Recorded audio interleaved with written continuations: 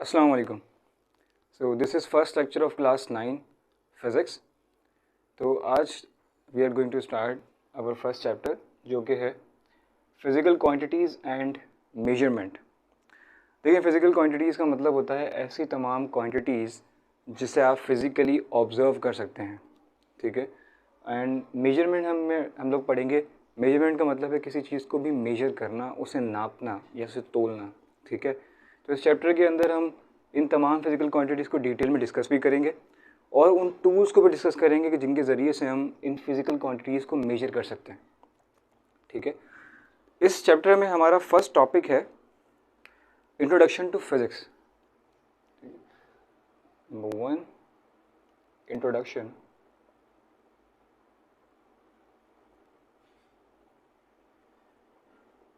To physics.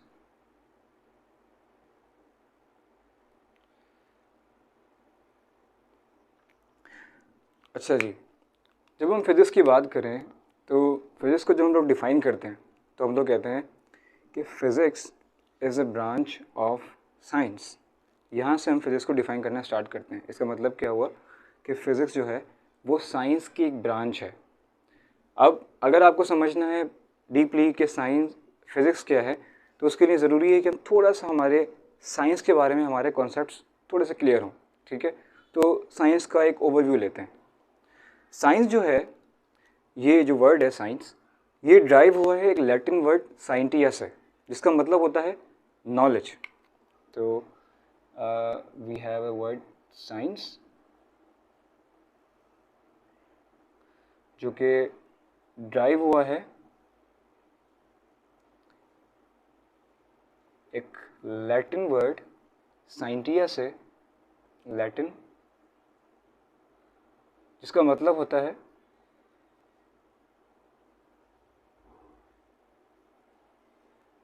Knowledge, ठीक है. अब साइंस का जो नाम है साइंटिया क्यों रखा गया, इसका मतलब नॉलेज क्यों है, इस बात को समझने के लिए थोड़ा सा हमें वक्त में पीछे जाते हैं.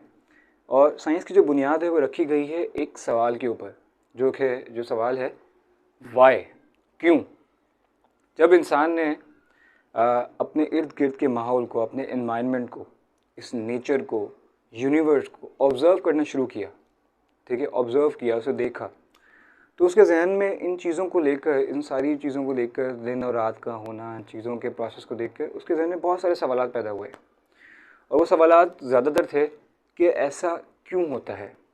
इसकी मिसाल के तौर पर इंसान के जहन में सवाल पैदा हुआ कि आसमान का कलर ब्लू क्यों है, सुबह और शाम क्यों होते हैं, ठीक है, या दिन और रात क्यों होते हैं, ठीक है. अगर कोई भारी चीज़ मैं उठाऊं और उस भारी चीज़ को ऊपर की तरफ फेंकूं तो वो चीज़ वापस नीचे क्यों आ जाती है, ठीक है. ये सारे के सारे इंसान के अंदर जो सवालात पैदा हुए तो उसने दो काम किए. एक काम उसने किया एक्सपेरिमेंट का और दूसरा उसने काम किया गैस का. उसने एक मफरूज़ा कायम किया कि हो सकता है कि ऐसा इसलिए हो रहा हो, यस हो सकता है ऐसा इसलिए हो रहा हो.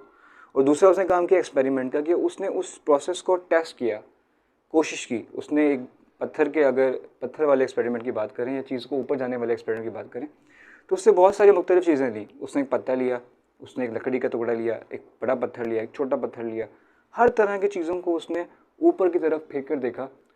और जब वो चीज़ें वापस आ गई तो ये एक एक्सपेरिमेंट था. उससे उसे पता चला कि ये एक फैक्ट है और नेचर इस तरह से काम करती है, ठीक है.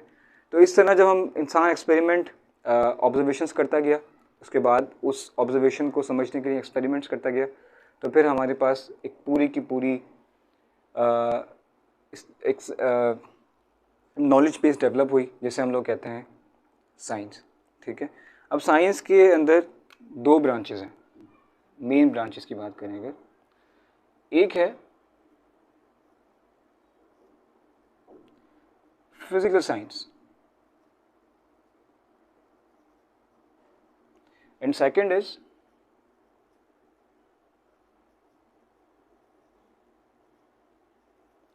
बायोलॉजिकल साइंस, ठीक है. तो साइंस को हमने क्या किया है, दो ब्रांचेस में डिवाइड कर दिया है मेनली.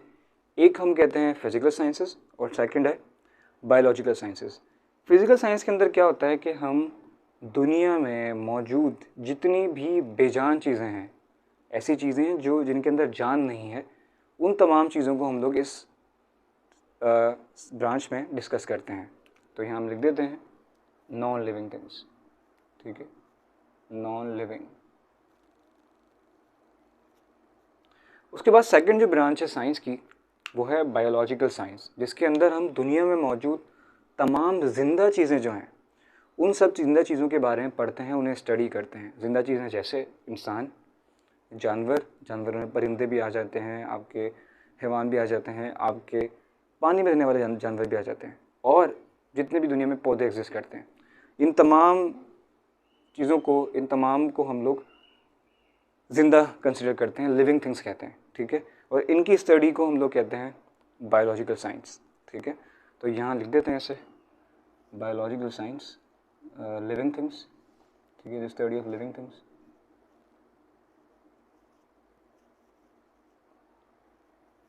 लिविंग थिंग्स, ठीक है। अब हमारे पास काफ़ी सारे पॉइंट्स हैं जिनको जोड़कर हम लोग एक फ़िज़िक्स की डेफिनेशन बना सकते हैं या फिज़िक्स को समझ सकते हैं। तो सबसे पहला पार्ट है कि physics is branch of physical sciences, ठीक है। फ़िज़िक्स जो है वो ब्रांच है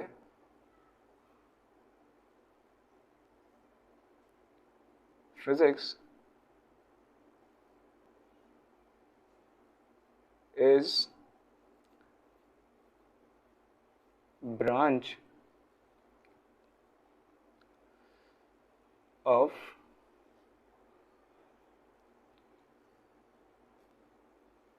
physical science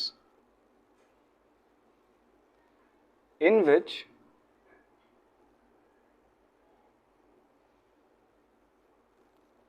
we study about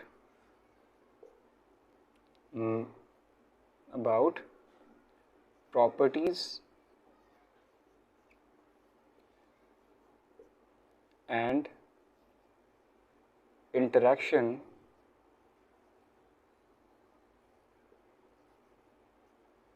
of matter and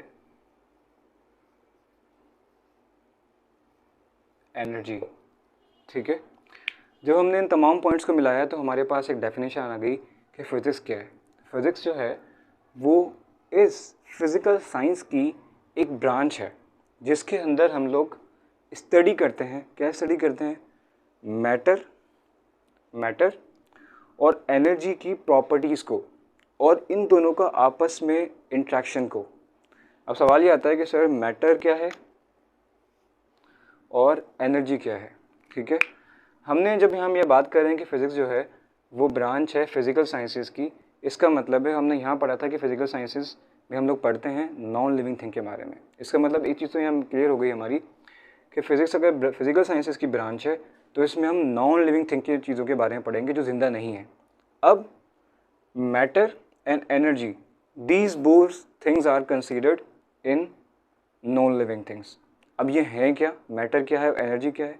देखिए, मैटर को डिफाइन इस तरह से कर सकते हैं कि दुनिया के अंदर या पूरी कायनात के अंदर जितनी भी चीज़ें हैं जो एक जगह को घेरती हैं, एक एरिया को ऑक्यूपाई करती हैं और उनका कुछ ना कुछ वेट है, उन तमाम चीज़ों को हम लोग कहते हैं मैटर। अब इसकी बहुत सिंपलेस्ट एग्जांपल आपके इर्द गिर्द की चीज़ें हैं। अगर आप अपने कमरे में बैठे हुए हैं तो आपके घर में जो सोफ़े रखे हुए हैं, ठीक है, these things can be considered as matter, क्योंकि उसका एक वज़न है, ठीक है, वो जगह घेर रहा है आपके कमरे के अंदर और उसका कुछ ना कुछ वज़न है। आपकी ज़मीन के ऊपर जो एक कारपेट बिछा हुआ है, ठीक है, इट हैज़ अ वेट, इसका वज़न है और ये आपके कमरे के अंदर जगह घेर रहा है, ठीक है। मेरे हाथ में जो ये मार्कर्स हैं इनका कुछ ना कुछ वेट है, ठीक है, और ये इस स्पेस के अंदर कोई ना कोई एरिया ऑक्यूपाई कर रहे हैं। अगर मैं इसे ज़मीन पे रख दूँ या टेबल पे रख दूँ तो ये उस टेबल के ऊपर जगह घेर लेगा, ठीक है। तो ऐसी तमाम चीज़ें जिनका कुछ ना कुछ वेट होता है, और वो जगह घेरती हैं, उन्हें अगर कहीं रखा जाए तो वो स्पेस ऑक्यूपाई करती हैं। उन तमाम चीज़ों को हम लोग कहते हैं मैटर। अब उसके बाद आती है एनर्जी। एनर्जी क्या है? देखिए, दिन में आप पूरा दिन अगर आप काम करें तो आप थक जाते हैं और उसके बाद आपको थोड़े वक्त के लिए आराम की ज़रूरत पड़ती है। आराम करने के बाद आप खाना भी खाते हैं और जब आप खाना खा लेते हैं और आराम कर लेते हैं तो आपकी बॉडी फिर से रेडी हो जाती है काम करने के लिए। ठीक है, तो ये क्या हो रहा है? खाना खा के और आराम करने से आपको क्या मिल रहा है? You are getting energy. ठीक है, आपको ताकत मिल रही है जिससे आप दोबारा से काम कर सकें। इसी तरह से दोबारा आप काम करें, फिर खाना खाएं और आराम करें तो फिर आप दोबारा से रेडी हो जाते हैं काम करने के लिए। तो ये आपकी बॉडी को जो चीज़ ताकत दे रही है काम करने की, इस ताकत को ही हम लोग कहते हैं एनर्जी। अब एनर्जी की बहुत सारी टाइप्स हैं, ये कैसे काम करती है, ये सारी चीज़ें हम लोग पढ़ेंगे फिजिक्स के अंदर। ठीक है, इसके साथ साथ कि मैटर और एनर्जी क्या हैं, ये इसकी कितनी टाइप्स हैं, ये कैसे काम करती हैं, इसके साथ साथ एक बहुत इंपॉर्टेंट चीज़ जो हम फिजिक्स में पढ़ते हैं वो है कि अगर हम मैटर को, यानी नॉन लिविंग, ऐसी तमाम नॉन लिविंग चीज़ें जो जिनका कुछ ना कुछ वज़न है, जो स्पेस ऑक्यूपाई करती हैं, उन तमाम चीज़ों को अगर एनर्जी, जो ताकत है, उसके साथ मिलाया जाए, ये दोनों आपस में इंटरेक्ट करें, तो क्या होगा, हम क्या चीज़ें देखेंगे। ठीक है, उस स्टडी को, उसके बारे में पढ़ने को ही हम लोग कहते हैं फिज़िक्स। ठीक है, तो इसे एक लाइन में कहा जाए तो physics is a branch of physical sciences in which we study about properties and interaction of matter and energy. ठीक है, तो फिजिक्स फिजिकल साइंसेज की ब्रांच है जिसके अंदर हम प्रॉपर्टीज़ के बारे में और इंट्रैक्शन के बारे में पढ़ते हैं मैटर और एनर्जी के। ठीक है, तो मेरे ख्याल से इंशाल्लाह फिज़िक्स की जो पूरा कॉन्सेप्ट आपको क्लियर हो गया होगा। नेक्स्ट चैप्टर के अंदर, नेक्स्ट टॉपिक के अंदर हम डिस्कस करेंगे टाइप्स ऑफ फिज़िक्स। ठीक है, या एप्लीकेशन ऑफ फिज़िक्स, जिसमें हम बहुत डिटेल में डिस्कस करेंगे कि किस तरह कहाँ फिज़िक्स जो है हमारी इस दुनिया के अंदर अप्लाई होती है और किस तरह से ये हमारी ज़िंदगी को आसान बना रही है। Thank you.